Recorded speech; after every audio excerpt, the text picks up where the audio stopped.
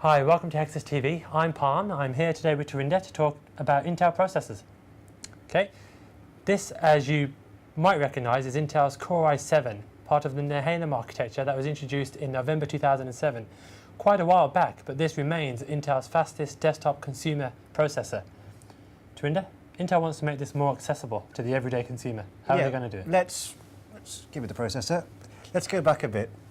When this was architected and released, as you say, in November 2007, it was the fastest, but it came at a price. Yeah, still is the fastest. Yeah, slowest model, Intel Core i7 920, now costs £200, down from 240. Still isn't cheap. No, and so what you need is a new motherboard, X58, and the cheapest models now are about £140. Yeah, so it's an expensive platform all around. Yeah, and triple channel memory. Yeah. So it's expensive. As you say, it's fast. What's happened since then is AMD's introduced new processors, AM3, quad-core, and while not as quick as Core i7, there's a price disparity between the two. As we've commented many times on HEXUS.net, Intel needs to introduce a cheaper version of Core i7. Okay, and that is that chip right down there. Is this here? If we hold them side by side, you can tell that this here is a... This is a LGA 1366, LGA 1156. Okay, and this model number of this?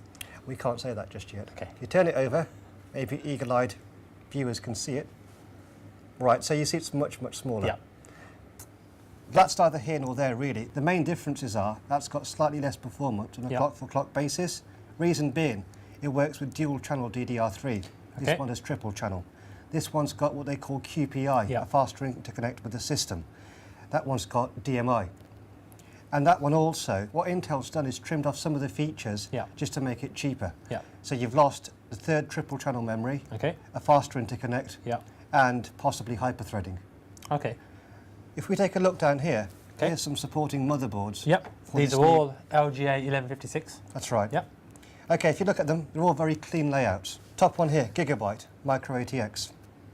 This one, MSI ATX, Asus ATX. What's missing is traditional Northbridge or IOH on the X58, and the reason is that these those new chips, they have that PCI Express lanes built in. Built right into here, So 16 lanes, not as many as X58, but enough so you can power 2 slots at ×8.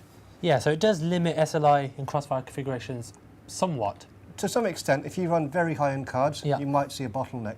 For most people, they sacrifice a lower cost. Yeah, but then if you are going to be running such high-end cards, you're probably going to be using X58 anyway. That's right. So as I said, you're missing that bridge, which makes everything simpler around here. Lots of space around the CPU sockets, and that's why, looking at the Gigabyte first, you can design a Micro ATX with 2 PCI Express lanes. Yeah, plenty of room. And also, there's no tri-channel memory slot, so... Yeah, so you're missing two slots, space there. And all boards have a decent layout. It's not difficult then to design a board when you don't have much to put on it.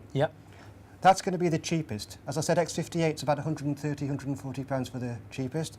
Micro ATX 1156 will be £90 or so. Okay, so under £100, that's quite important. Yeah, definitely, under £100, and that competes well with AMD's top-line boards. If you go a bit more expensive, so you've got a lot more features on this MSI, Dr. Moss, OC Genie, a few others, you got a way to measure the voltage. This will be about £130. Okay, so you're entering into low-end X58 territory. Exactly. The MSI X58 cheapest one is about £130, £135. If you go higher still, you'll have 3 slots for graphics. But because we talked about this lane limitation, you're going to lose out on some functionality or some speed at the very high end. That'll be £160. Okay, so you're getting quite expensive when you go to the high-end P55 boards, but of course the platform still as a whole will be cheaper processor, cheaper memory. Cheaper memory. What it should do is quite nicely fill the gap that exists between Core 2 Quad and cheaper P45 boards, which are £70, £75, and Core i7. Okay, so price-wise, it's more favourable than X58. What about the whole platform? If we go for the cheapest option, so we can say a £90 motherboard, 4 gigabytes of DDR3 1333 is about £50 now. Talking £140 together. And the cheapest processor, given that Core i7 920 is £200, should be less than £150. So all in, processor, chipset, and memory should be less than £300. Just under £300, Which, whilst expensive, you can build a whole PC for that.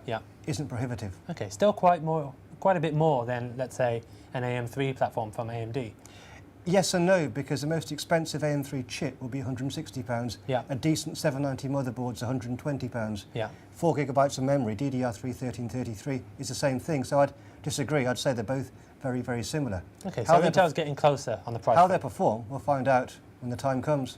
Okay, availability. When will consumers be able to buy this? We've seen these motherboards shown at various trade shows this year. Yeah. So you would expect it by now.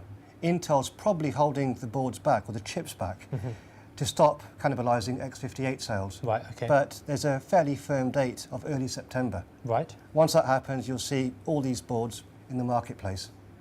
Okay, so that's a quick look at Intel's next Nehalem-based processors. Find out exactly how they perform in a forthcoming review on HEXUS.net.